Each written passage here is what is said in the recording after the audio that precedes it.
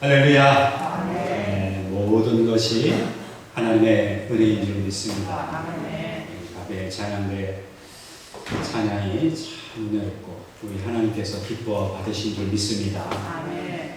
우리 광명교회 창립 70주년 되었습니다. 너무나 감격스럽고 너무나 감사한, 기쁘고 감사한 귀한 날, 우리 하나님이 기뻐하시고 영광을 거두시는 줄로 믿습니다. 아멘. 70주년이 되니까 생각나는 분들이 참 많아요. 1987년도에 광명교회 전도사로 부임을 해서 지금까지 광명교회와 인연을 이어온 것 너무 하나님께 감사하고, 또 그동안에 만나 뵙고 제가 신앙생활을 배우고 목회를 배우고 했던 기억을 다시 한번 되짚어 보는 시간이 되었습니다. 우리 교회, 광명교회, 과거에 최병권 목사님 그 가정, 그리고 이기림 권사님, 이렇게 교회를 시작을 하셔서 또 최병호 원로 장로님, 그리고 민호식 권사님, 이런 권사님들 이미 이제 소천하셔서 세상을 떠나셨습니다만, 그분들의 발자취, 신앙과 땀과 눈물, 헌신의 발자취가 고스란히 여기에 남아서 우리가 그 기쁨을 누리고 있다 하는 것을 절대로 잊어서는 안 될 것입니다. 그래서 저는 어제부터 최태희 목사님 생각이 나서, 이분이 최병권 목사님의 장남 아닙니까? 그래서 미국에서 목회를 하고 계시는데, 지난번에 역사 편찬위원회에서 그 역사를 이제 다시 한번 정리하는데, 우리 광명교회 역사가 1550년 1월 1일부터다 라고 하는 것을 바로 잡아준 분이 바로 최태희 목사님 아니세요. 또 그분이 말씀하기를 광명교회는 나에게는 정말로 특별한 교회다, 고향이고 정말 귀한 교회이기 때문에 명목사도 귀하다, 이런 얘기도 해주시고 해서 너무 참 감사한데요. 그래서 제가 오늘 아침에 카톡으로 전화 통화를 했습니다. 목사님 너무너무 감사합니다. 목사님 아버님부터 시작해서 그 사랑과 정성, 그 헌신과 땀, 그것을 기반으로 해서 오늘날 광명교회가 있게 되어서 너무너무 감사합니다 라고 교회를 대표해서 제가 먼저 인사를 올렸습니다. 너무너무 감사한 일이 아닐 수 없습니다. 여러분들 추석을 잘 보내셨나요? 네. 여러분 얼굴들 보니까 너무너무 기쁘고 반갑고 감사합니다. 추석을 잘 보내신 것 같은 얼굴들이시군요. 이번에 저희가 아들에게 전화했습니다. 아들이 전화하는 경우는 많이 드물고 우리가 먼저 전화를 합니다. 그래서 통화를 하는데, 이번에 미국 복음주의교회연합회에서 목사 안수를 받겠다고 서류를 전형을 해서 통과를 하고 이제 인터뷰를 하는데, 그 인터뷰하는 목사님이 이것저것 물어보시더니 그러시더래요. 자네는 학위도 받고 원목 사역도 하고 있는데 또 다른 꿈은 없나? 하고 은근히 물어보더랍니다. 그러면서 당신 얘기를 하기를, 나는 결혼해가지고 아이가 10명이네. 여러분 놀라셨죠? 요즘은 놀랄만한 일입니다. 옛날에 우리 어머니, 아버님 세대 때는 막 10명도 낳고 이랬지만 요즘은 굉장히 드문 일이죠. 10명이라는 거예요. 그분도 그렇게 연세가 많이 안 드신 걸로 생각했는데, 그러면서 자네는 어떤 꿈이 있나? 이게 유도하는 질문이죠. 그래서 우리 아이가, 저희가 생각해보니까 이게 질문이 지금 미국의 동성애자들이 목사 안수를 받는 그런 교단들이 있거든요. 굉장히 그 좌경화된 그러한 교단들이 있는데, 그런 그 목회자들을 인정을 하고, 또 만약에 동성애자를 거부하면 목사를 파면시켜버리고 퇴출해버리고 그런 교단들이 있어요. 굉장히 놀라운 일이 아닐 수가 없습니다. 그래서 아마 얘가 동성애자인가 아닌가 하는 것을 물어본 것 같아서 자기가 대답했대요. 저도 결혼하는 게 꿈입니다. 그런데 아이를 10명 낳는 건 힘들고 2명만 낳았으면 좋겠습니다 라고 했더니 그 목사님이 굉장히 좋아했다고 하는 얘기 들었어요. 그래서 제가, 그래 너도 그 목사님처럼 결혼해가지고 10명 낳아. 그랬더니 아빠 어떻게 10명을 낳아? 2명만 낳을게. 2명을 낳든 10명을 낳든 먼저 결혼부터 해라. 제가 그랬습니다. 지난 주간에 한 가정을 만났었는데요. 아이를 잘 키우는 가정입니다. 그래서 제가 이미 아이가 둘이 있지만 검연을 해서 아이를 하나 더 낳는 게 어떻습니까? 그랬더니 하는 말, 이제는 공장 문 닫았어요. 여러분도 한국어 원어민이라 금방 알아들으시는군요. 저도 한국어 원어민이라 무슨 말인지 금방 알아들었습니다. 아마 그 원어민이 아니었다면 이해를 못했겠죠. 요즘 젊은이들이 아이를 많이 낳지 않아서 문제라고 이야기하잖아요. 사회적인 문제입니다. 아이들이 없어요. 아이들이 굉장히 줄어드는 추세이지 않습니까?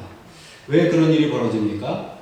잘 키워야 되는데 이게 경제적인 형편이 어려워지고 여러 가지 환경이 어려우니까 아이를 많이 낳지 못하는 거예요. 세상 사는 게 어렵고 그래서 아이를 낳는 게 두려운 세상이 되었다는 겁니다. 오늘날 우리가 기도를 많이 해야 됩니다. 요즘 젊은이들에게 결혼에 대한 꿈이 생기고 속으로 다 아멘 하셨죠? 그리고 두려움 없이 애를 낳을 수 있는 세상이 되어지기를 위해서 우리가 기도해야 합니다. 이번 추석에 형제자매와 부모님께 여러분 인사하고 만나는 시간 가지셨습니까? 추석이 되면 만남의 즐거움이 있죠. 만남의 기쁨이 있습니다. 가족 간의 만남, 부모와 형제 간의 만남이 얼마나 우리를 기쁘게 합니까? 이번에는 코로나라고 하는 것 때문에 추석에 만나지 말라. 국가적으로 그렇게 또 우리에게 이야기하고 있지 않아요? 하지만 이 만남이라고 하는 것은 인간에게 새 힘을 주는 것입니다. 인간은 만남이 있어야 되는 존재예요. 홀로 존재하는 것 참으로 어려운 일이고 하나님께서도 기뻐하시는 일이 아니다 하는 것을 우리는 알아야 합니다. 그런데 우리 그리스도인들은 매일마다 만나는 존재예요. 우리는 누굴 만납니까? 우리는 매일마다 하나님을 만나고 성령님의 인도하심을 체험하는 그리스도인인 줄 믿으시기 바랍니다. 우리는 하나님 앞에서 하나님과의 만남과 하나님과의 교제를 통해서 고백하는 거예요. 나의 힘이 되신 여호와여, 내가 주를 사랑하나이다. 나의 도움이 어디서 올꼬? 나의 도움이 천지를 지으신 여호와에게서로다. 이 고백이 우리 모두의 고백이 되기를 간절히 바랍니다. 창조하신 하나님, 그 하나님을 우리가 믿고 있는데 그럼에도 불구하고 우리는 때때로 믿음이 흔들리는 것을 경험합니다. 왜 우리의 믿음이 흔들립니까? 우리의 가는 길이 혼돈하고 생명의 위협을 느끼고 우리가 가는 그 길 속에 우리가 깜깜해서 앞이 보이지 않는다고 느껴지는 그때에 우리는 고난으로 인하여서 우리의 마음이 흔들리게 됩니다. 그럴 때 여러분 어떤 생각이 드십니까? 모든 것을 다 내려놓고 싶은 마음이 드는 것이 인간의 마음입니다. 창세기 기사가 생각이 났어요. 창세기 1장 1절로 2절의 말씀을 보세요. 태초에 하나님이 천지를 창조하시니라. 땅이 혼돈하고 공허하며 흑암이 깊음 위에 있고 하나님의 영은 수면 위에 운행하시니라. 여러분 이 말씀이 굉장히 중요한 말씀인 것을 저는 날이 가면 갈수록 깨닫습니다. 하나님께서 이 땅에 창조의 역사를 행하시기 전에 이 땅의 상태가 어땠는가? 혼돈하고 공허하며 흑암이 깊음 위에 있었다는 무질서와 혼돈과 흑암 가운데서 두려움이 가득한 세상에 우리 하나님이 말씀하시니 이 땅이 아름다운 세상으로 변화된 줄 믿습니다. 요한계시록에 나오는 7교회를 향한 우리 주님의 편지를 생각해 보시기 바랍니다. 그 편지에서 교회들은 계속해서 인내하라는 격려의 말씀을 듣습니다. 이 말씀은 오늘 우리에게 어떤 의미가 있을까요? 힘들고 고독하고 흑암 가운데 있는 그야말로 두려움과 어둠과 풍랑 가운데서 헤매고 있는 오늘 우리들에게 우리 주님은 인내하라고 말씀하시는 것을 깨달아야 할 줄로 믿습니다. 우리가 끝까지 주님께 신실한 신앙을 지키고 우리 인생의 바다를 나아가게 되면 우리 주님이 우리를 지켜주시고 보호하시고 인도하시는 것을 믿으시길 바랍니다. 그래서 오늘 우리는 70주년을 맞이해서 이 아름다운 신앙의 전승을 우리 자녀들에게 가르치고 지키고 준수하도록 이끌어가야 할 것입니다. 자녀들에게 우리를 돌보시고 우리와 함께 하시는 예수님을 바라보도록 인도해야 하는 사명이 오늘 우리에게 있다는 거예요. 이 세상에는 돈보다 중요한 가치가 있습니다. 그것이 무엇입니까? 물질보다 중요한 것은 신앙적인 가치라고 하는 것을 우리는 절대로 잊지 말아야 할 것입니다. 그리고 신앙교육에서 가장 중요한 것은 무엇일까요? 말씀을 읽음과 동시에 기도하는 훈련을 우리의 가정에서, 내 직장생활 속에서, 그리고 내 자녀에게 우리는 가르쳐야 할 사명이 있다는 것입니다. 날마다 하나님을 만나는 훈련을 하도록 우리 자녀들을 가르치는 사명이 우리에게 있다는 거예요. 오늘날 우리가 하나님을 만나지 못하는 이유가 어디 있습니까? 하나님의 말씀이 내게 들려지지 않는 이유가 어디 있습니까? 하나님의 말씀이 내게 생명력 있는 말씀으로 역사하지 못하는 이유가 어디 있습니까? 오늘날 현대인들은요, 분주하다, 바쁘다, 눈코 뜰 새 없이 바쁘다라고 하는 그것을 마치 우상처럼 생각하는 경향이 있습니다. 분주한 사람이 유능한 사람이고, 눈코 뜰 새 없이 여기서 그러고 저기서 그러고, 나를 필요로 하는 사람들이 많은 사람, 그 사람이 유능한 사람이고, 그 사람이 잘 나가는 사람이라고 생각하는 하나의 우상화된 현상이 있다는 거예요. 그런데 여러분, 정말로 그럴까요? 우리에게 진정으로 중요한 것은 무엇입니까? 하나님과의 만남인 것을 우리는 믿어야 할 것입니다. 날마다 나는 하나님과 얼마나 만나고 있는가? 날마다 나는 하나님의 음성에 얼마나 귀를 기울이고 있는가? 스스로 생각해 봐야 할 것입니다. 성경을 읽으면서 하나님을 만나고, 말씀을 들으면서 하나님의 뜻에 경청하고, 기도하면서 하나님과의 깊은 대화의 세계로 들어가는 것, 이것이 바로 오늘 우리의 영적인 훈련이라고 하는 것입니다. 오늘 이 세대는 물질이 풍성한 세대가 되었습니다. 그리고 교육의 발전도 매우 괄목할 만한 수준에 이르렀어요. 그러나 여러분, 인간은 물질만으로 살 수 있는 존재도 아니고, 그렇다고 교육의 발전만에 의지해서 살아갈 수 있는 존재가 아니라는 것을 알아야 합니다. 이 세대에게 필요한 것이 무엇일까요? 그것은 바로 영적 훈련이라고 하는 것입니다. 하나님을 만나고 하나님과 아름다운 교제의 시간을 갖고 하나님이 말씀하실 때 듣고 그 말씀을 준행하며 살아가는 이 영적인 삶이 우리에게 참으로 소중하다는 것이에요. 오늘의 본문은 어둠 속에서 헤매는 제자들의 이야기입니다. 예수께서는 군중들을 먹이시고, 이 사건이 있기 전에 군중들을 먹이시고 돌려보내셨어요. 그리고 제자들을 재촉하셔서 배를 타고 건너편으로 먼저 가게 하셨습니다. 그리고 예수님은 산으로 가셔서 무엇을 하셨습니까? 기도하셨다라고 말씀을 합니다. 그런데 배를 타고 건너편으로 향한 제자들은 물결이 거세고 풍랑이 거세게 일어나니까 힘겹게 노를 젓는 상황이 된 거예요. 너무나 힘들게 노를 저었습니다마는 밤 4경이 되도록 그들은 바다 한가운데서, 갈릴리 바다 한가운데서 건너편에 다다르지 못하고 있었던 것입니다. 밤 4경이라고 하는 것은 우리 시간으로 보면 새벽 3시에서 6시 사이를 말하는 것이에요.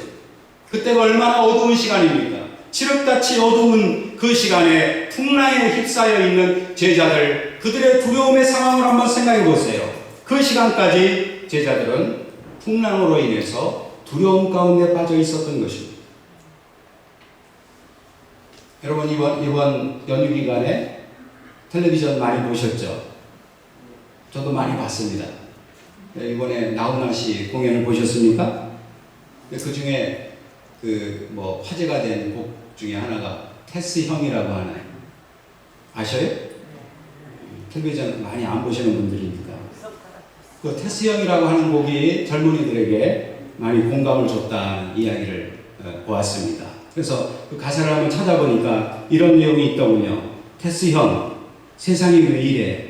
왜 이렇게 힘들어? 테스 형, 소크라테스 형, 아프다 세상이 눈물 많은 나에게 이런 가사예요. 근데 오늘날 젊은이들이 굉장히 공감이 갈 만한 그런 대목이라고 생각이 들었습니다. 그러면서 또 질문을 합니다. 테스 형, 가보니까 천국은 있던가요? 그러면 소크라테스 형이 뭐라고 대답했을까요? 야, 그걸 왜 나한테 물어보냐? 예수님한테 여쭤봐야지. 라고 아마 저는 생각을 해봤습니다. 여러분, 인생이 힘들다, 인생이 아프다. 이것은 우리 모두의 문제인 것을 깨달아야 합니다. 이 힘들고 아픈 세상 가운데서 주님이 보여지지 않고 주님의 음성이 들려지지 않는 사람은 참으로 비참한 상황에 있다는 것을 우리는 분명히 인식을 해야 할 것입니다. 오늘 우리들도 제자들처럼 인생의 바다에서 열심히 노를 젓고 있습니다.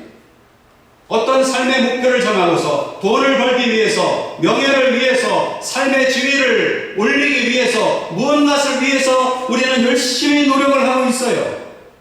그런데 우리들의 삶은 어떻습니까? 이 코로나라고 하는 전염병이 한번 창궐하게 되니까 우리의 삶이 완전히 정지하지 않았습니까? 벌써 몇 개월 동안입니까? 이 어려운 가운데서 우리는 무엇을 할 수 있을까요? 갑작스러운 바람과 파도, 어둠과 풍랑, 이것이 몰고 오는 두려움이라고 하는 것이 우리를 당황스럽게 하고 그 옛날의 제자들을 당황스럽게 했던 것을 통해서 우리를 조명해 보는 것입니다. 어둠과 풍랑의 두려움에 둘러싸여 있을 때 그때는 예수님이 보이지 않습니다. 여러분, 그것이 인간의 현실인 것이에요. 왜 내 마음속에 예수님이 보이지 않습니까? 왜 예배를 드리지 않는데도 내 마음에 아무런 문제가 없고 아무런 거리낌이 없다는 말입니까? 내 인생 속에 어둠과 풍랑이 너무나 커서 그것이 나의 두려움을 자아내고 있기 때문에 주님이 보이지 않기 때문인 것이에요. 우리는 분명히 알아야 합니다. 우리가 사는 이 시대는 어두운 시대입니다.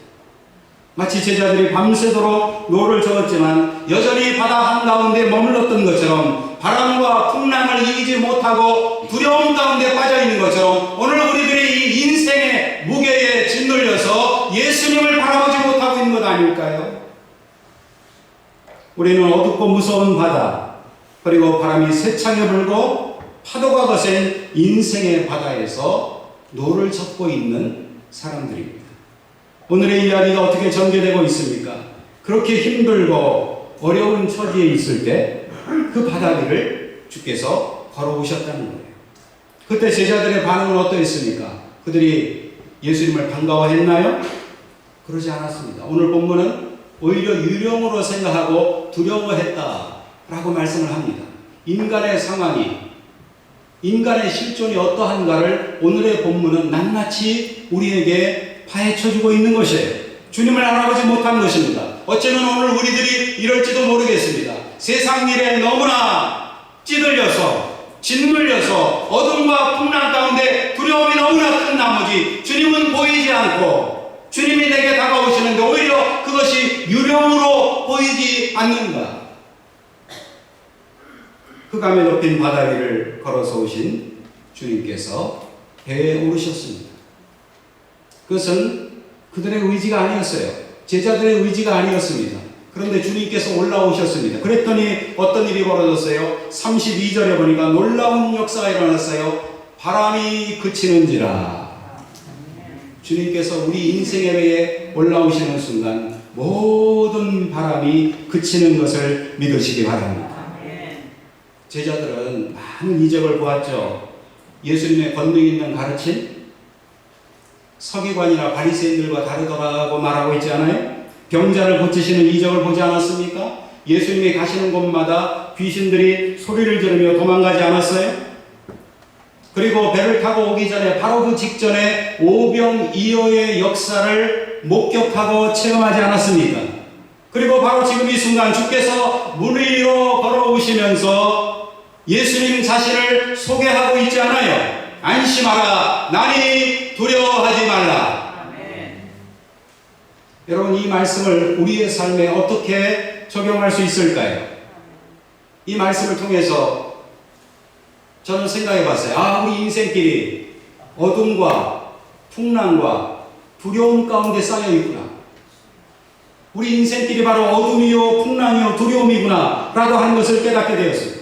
오늘날 많은 사람들이 예수께서 물 위로 걸어오셨다라고 하는 사실을 믿지 못하고 있어요.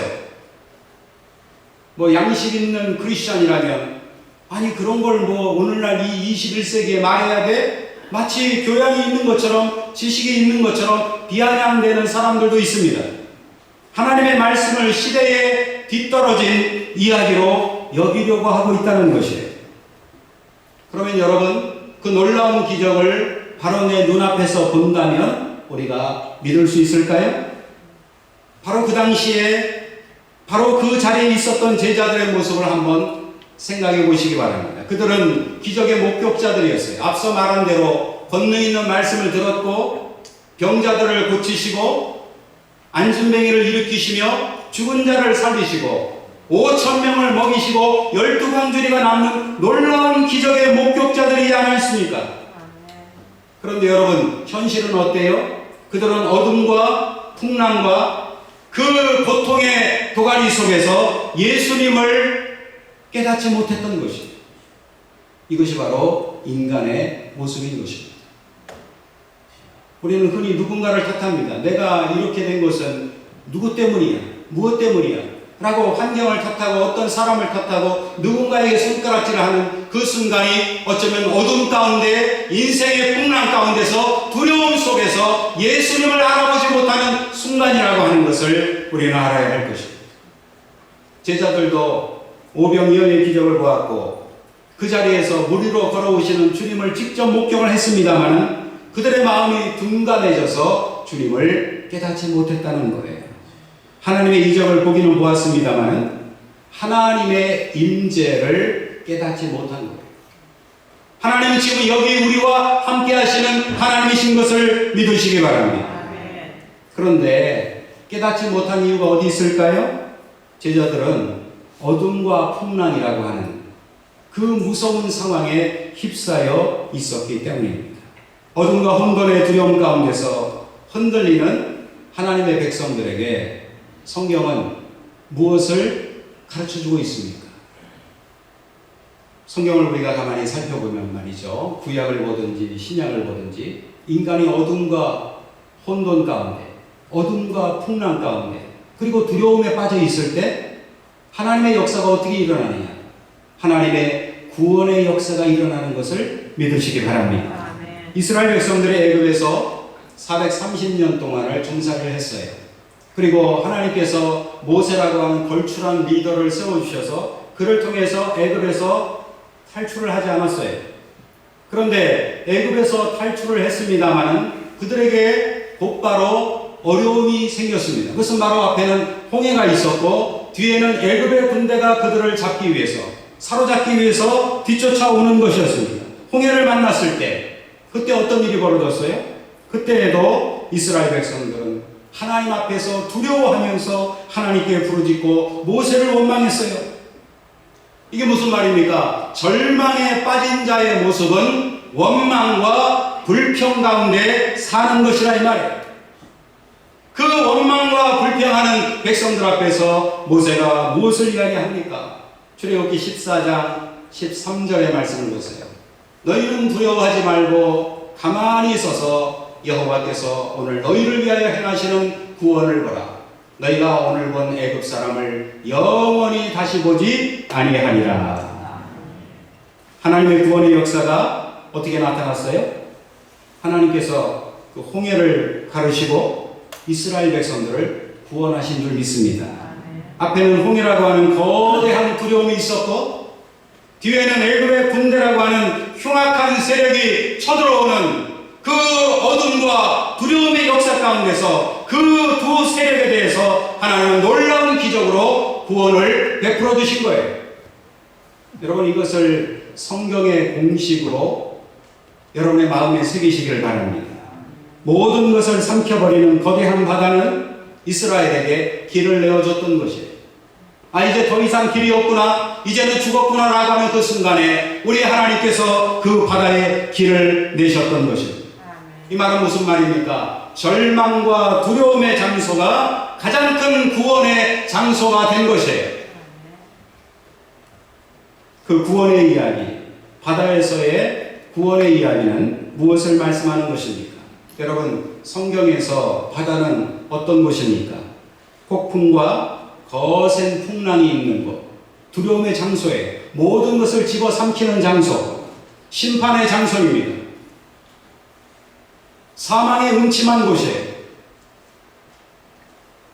앞이 보이지 않는 흑암 가운데서 그들은 위기의 풍랑에 직면해 있어요. 앞은 거대한 바다입니다. 두려움의 바다입니다. 어둠 가운데서 길이 보이지 않는 그 큰 바다를 만나게 된 거예요. 예측할 수 없기 때문에 두려운 장소가 바로 바다입니다.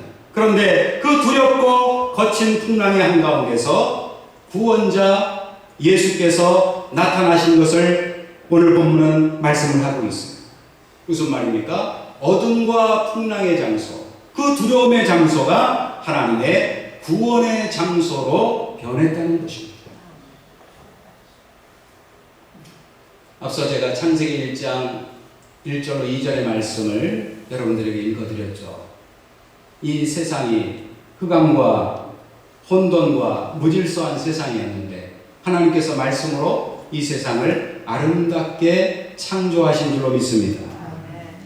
오늘 본문에서 예수님은 어둠에 둘러싸인 그 바다, 바람과 풍랑으로 혼돈한 바다, 두려움으로 가득 찬 바다, 절망으로 가득 차 있는 아무것도 기댈 것이 없는 그곳에 예수님이 나타나셔서 말씀하셨습니다. 안심하라, 나니 두려워하지 말라.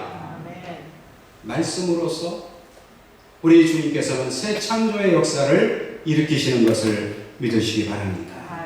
여러분, 우리 인생길에 어둠이 있고 풍랑이 있어요. 그것이 사실입니다. 우리들의 현실입니다. 그리고 그 어둠과 풍랑 가운데서 우리는 자연적으로 두려워하고 있어요. 그러나 여러분, 두려움이 몰려오는 그때에 잊지 마시길 바랍니다. 무엇을 잊지 말아야 할까요? 어둠과 풍랑이 몰고 오는 두려움의 자리, 그 자리는 사망의 자리가 아니라 하나님의 구원의 자리라는 것을 잊지 마시기 바랍니다. 여기서 우리는 구원하시는 하나님을 오늘 본문에서 발견하게 됩니다. 하나님은 우리를 어둠과 풍랑의 자리에서 구원을 하십니다. 우리를 구원하시기 위해서 우리 하나님은 어떻게 하시냐? 친히 오시는 하나님이십니다. 이 땅에 오신 하나님이 누굽니까? 바로 예수 그리스도인 줄로 믿습니다. 그래서 우리 하나님의 별명이 임마누엘이에요. 우리와 함께 하시는 하나님이신 것을 분명히 믿습니다. 제자들은 날이 저물기 전에 떠났습니다만 큰 바람과 파도를 만나서 밤새도록 노를 저었지만 그 흑암 가운데서 그들은 오도 가도 못하는 상황에 처했던 것이에요. 예수께서는 제자들이 고생하고 있는 것을 보셨습니다.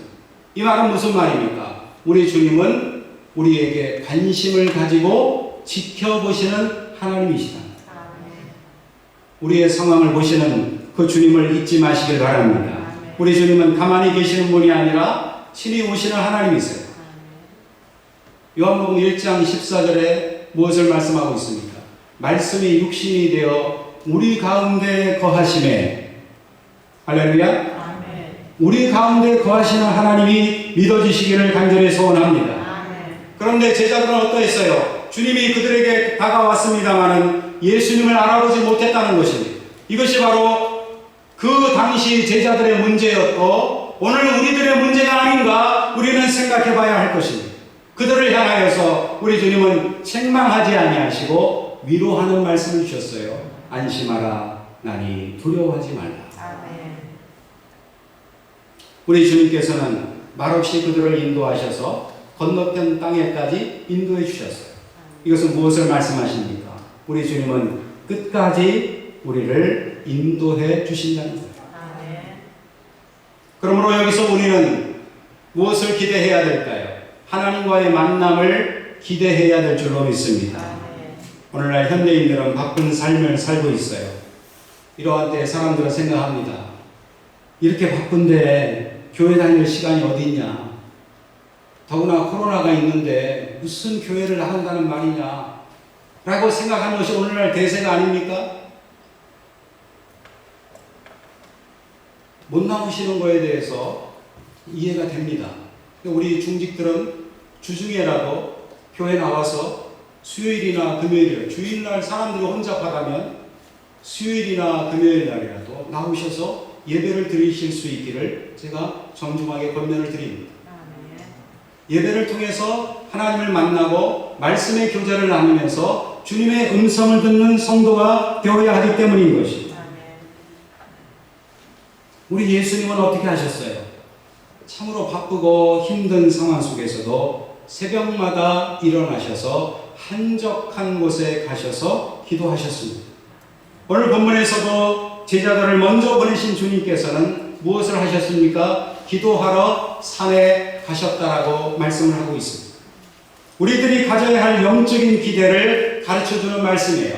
오늘날 이 혼잡한 세상, 영적으로 어둠이 깔려있고 풍랑이 있고 두려움이 우리를 짓누르고 있는 이 세상 속에서 우리가 무엇을 해야 할 것이냐, 어떤 영적인 기대를 가져야 할 것이냐, 이때야말로 주님 앞에 엎드려야 할 때다.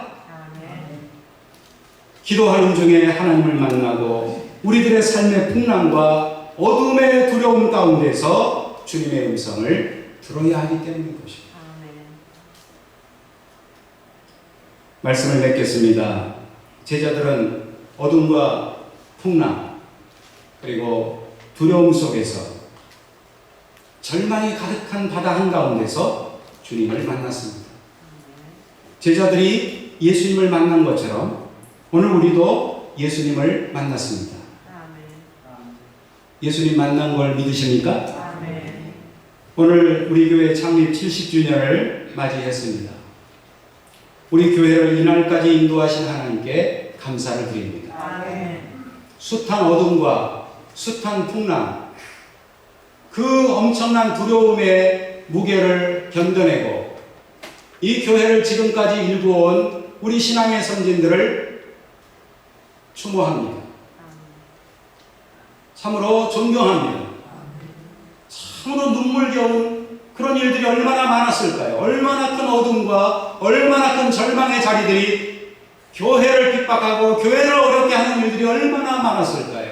그러나 그럼에도 불구하고 어둠과 풍랑, 두려움의 자리에서 하나님의 구원을 경험한 신앙의 선진들처럼 오늘 우리들도 이 자리에서 분연히 일어나야 할 것입니다.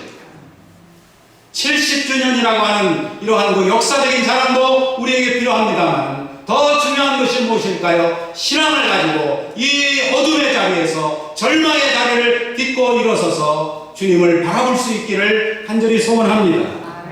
거센 풍랑이 몰아치고 어둠과 두려움이 엄습하는 그 장소가 죽음의 장소가 아니라 구원의 장소라고 하는 것을 오늘 본문은 말씀하고 있습니다. 그 풍랑과 어둠 속에서 두려워만 할 것이 아닙니다. 그 자리에서 우리와 함께 하시고 구원하시는 하나님의 역사를 바라보고 주께로 나아오는 주의 백성 되시기를 주의 이름으로 축원을 드립니다. 기도하겠습니다. 거룩하신 아버지 하나님 감사를 드립니다. 이 시간에 귀하신 말씀으로 우리를 권면하셨사오니 인생의 어둠이 몰려올 때, 풍랑이 몰려올 때 두려워만 하는 자 되지 않게 하여 주시고 주님을 바라보게 하시며 주님의 구원의 역사를 바라보게 도와 주시옵소서. 예수 그리스도의 이름으로 기도하옵나이다. 아멘.